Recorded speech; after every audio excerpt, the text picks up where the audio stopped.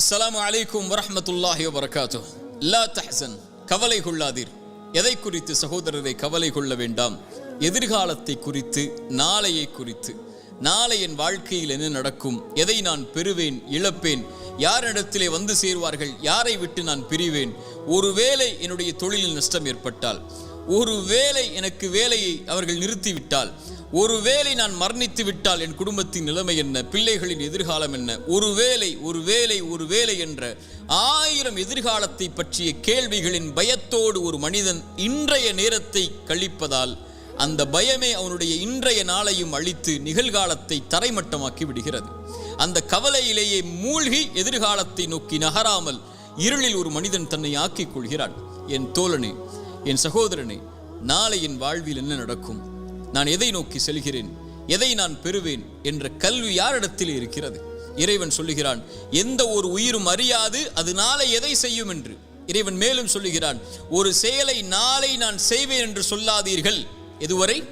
இறைவன் நாடினாலே அன்றி என்ற வார்த்தையை சேர்க்காமல் என்ன சொல்ல வருகிறான்? எதிர்காலத்தை பற்றிய எல்லா கல்வியும் இறைவன் ஒருவனிடத்தில் தான் இருக்கிறது. இறைத்தூதர் ஸல்லல்லாஹு அலைஹி வஸல்லம் சொன்னார்கள், இந்த வானங்கள் பூமிகளை இறைவன் படைப்பதற்கு முன்னதாக 50,000 ஆண்டுகளுக்கு முன்னதாகவே மனிதர்களின் விதியை இறைவன் எழுதிவிட்டான்.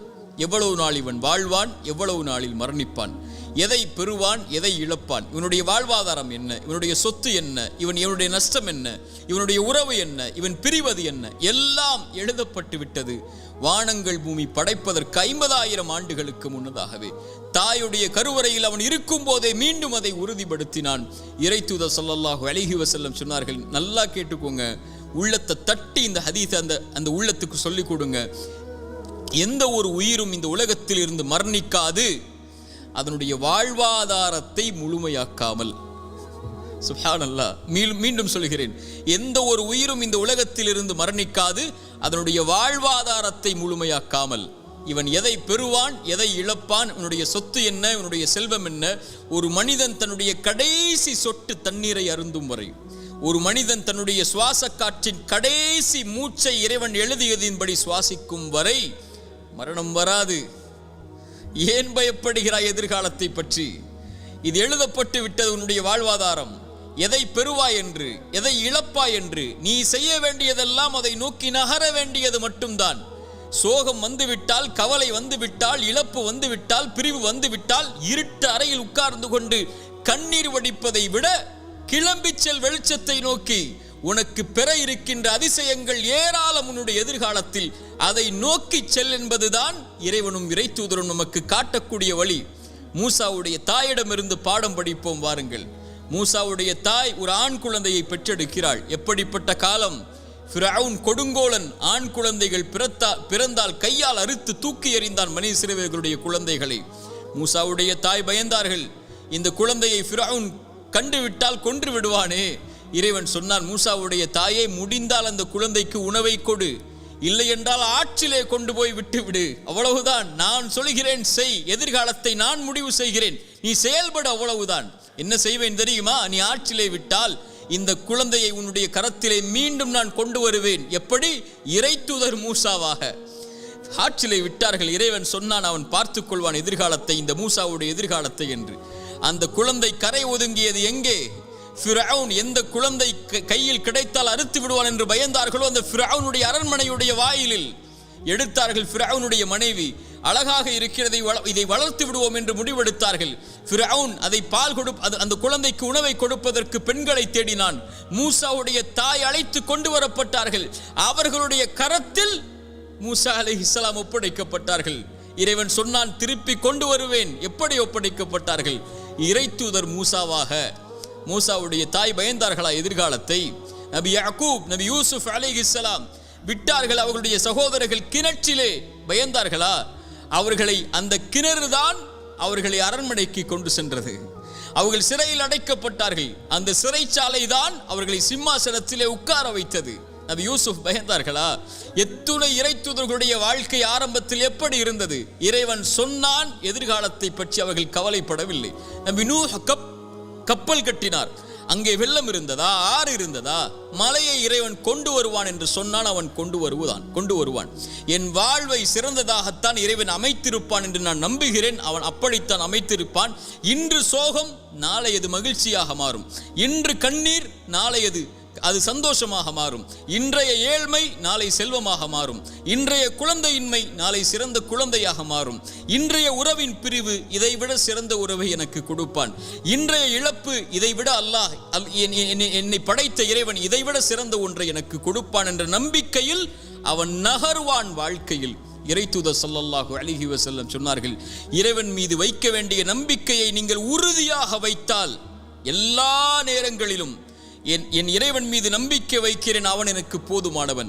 இன்றைய கஷ்டத்தை நீக்குவதற்கு அவன் எனக்கு வாக்கு கொடுத்திருக்கிறான். அவனுடைய பாதையில் நான் முன்னேறுகிறேன். அவனை நோக்கி இந்த கஷ்டத்தையும் இந்த சிரமத்தையும் இந்த இருளையும் இந்த சோகத்தையும் என் இறைவன் நீக்குவான். அவன் நாடிய போது இதைவிட சிறந்த ஒன்றை எனக்கு கொடுப்பான் என்று இழப்புகளையும் நஷ்டங்களையும் ஏமாற்றங்களையும் அவதூறுகளையும் அவமானங்களையும் பற்றி கவலைப்படாமல் கண்ணியத்தையும் வெற்றியின் பாதையிலும் பயணிக்கக்கூடிய ஒரு மனிதன் இறைவன் மீது நம்பிக்கை வைத்தால், இறைத்தூதர் சொன்னார்கள், ஒரு பறவைக்கு இறைவன் எப்படி உணவளிப்பானோ அது போன்று உங்களுக்கும் உணவளிப்பான். அவ்வளவுதான்.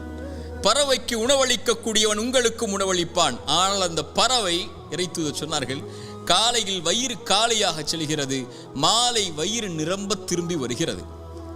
அது காலையில் பசியாகத்தான் போகிறது. ஏன்? அது கூட்டுக்குள்ளேயே உட்கார்ந்து கொண்டு எனக்கு இறைவன் இந்த கூட்டில் உணவளிப்பான் என்று எதிர்காலத்தை பற்றிய பயத்தோடு உட்கார்ந்து இருக்கவில்லை. கிளம்பி செல்கிறது, இறைவன் உணவளிப்பான் என்று. மாலையில் வயிறு நிரம்ப வருகிறது. அதுபோல் இறைவன் மீது வைக்க வேண்டிய நம்பிக்கையை உறுதியாக திடமாக தெளிவாக நீங்கள் வைத்தால் என் இறைவன் என்னை ஒருபோதும் கைவிட மாட்டான் என்று இந்த பறவைக்கு உணவளிப்பதை போல் இறைவன் உங்களுக்கும் உணவளிப்பான். நான் எப்போதும் சொல்வதுதான் ஒரு அறிஞருடைய வார்த்தை. ஒரு இருள் சூழ்ந்த நேரத்தில் ஒரு இருண்ட பாறையில் ஒரு கருப்பு எறும்பு ஊர்ந்து சென்றால் அதை இறைவன் கண்காணிக்கிறான். அது நடக்கக்கூடிய சப்தத்தை இறைவன் கேட்கிறான். அது உள்ளத்திலே எண்ணக்கூடிய எண்ணங்களை இறைவன் அறிகிறான் என்றால், என் கண்ணீரையும் என் சோகத்தையும் என் கவலைகளையும் என் துக்கத்தையும் என் இறைவன் அறியாமல் இருப்பானா? அவன் சொல்லுவதெல்லாம் கிளம்பிச்சல். இருளில் உட்காராதே, சோகம் வந்துவிட்டால். தனிமையில் உட்கார்ந்து கலங்கிக் கொண்டிருக்காதே, பிரிவு வந்துவிட்டால். ஒன்றை இழந்து விட்டால் துவண்டு விடாதே, கிளம்பி செல். அடுத்தடுத்த வாழ்க்கை உனக்கு எதிர்நோக்கி இருக்கக்கூடிய அதிசயங்கள் ஏராளம். உட்கார்ந்து கொண்டால் கிடைத்து விடாது மானிடா, கிளம்பி செல். இறைவன் உன்னை சிறந்த வாழ்க்கையில் வாழ வைப்பான். ஒரு இறை நம்பிக்கை கொண்டவன் எதிர்காலத்தை பற்றிய எந்த பயமும் கொள்ளாமல், கடந்த காலத்தை பற்றிய எந்த கவலையும் கொள்ளாமல், இன்றைய நாளை முறையாக பயன்படுத்தி எதிர்காலத்திற்காக தன்னுடைய வாழ்வை செதுக்குவான். என்ன நடந்தாலும் எது ஆனாலும் என் இறைவனின் நாட்டத்தின்படிதான் நடக்கும் என்ற நம்பிக்கையில், அது இறைவன் நாடியதை நான் பெறும் வரை எனக்கு மரணம் வராது என்ற நம்பிக்கையில் அவனுக்கு இறைவன் அமைத்த நேர்த்தியான நேர்மையான அந்த விதியின் மீது நம்பிக்கை கொண்டு அப்படிப்பட்ட இறை நம்பிக்கையாளர்களாக நாம் மாறினால் நம்முடைய எதிர்காலத்தை பற்றிய கவலைகள் நம்மை விட்டு மறையும். இறைவன் அந்த பாக்கியத்தை எனக்கும் உங்களுக்கும் தரட்டும். அகூலு கௌலி ஹாதா அஸ்தக்ஃபிருல்லாஹ் லீ வலக்கும். அஸ்ஸலாமு அலைக்கும் வரஹ்மத்துல்லாஹி வபரகாத்துஹு.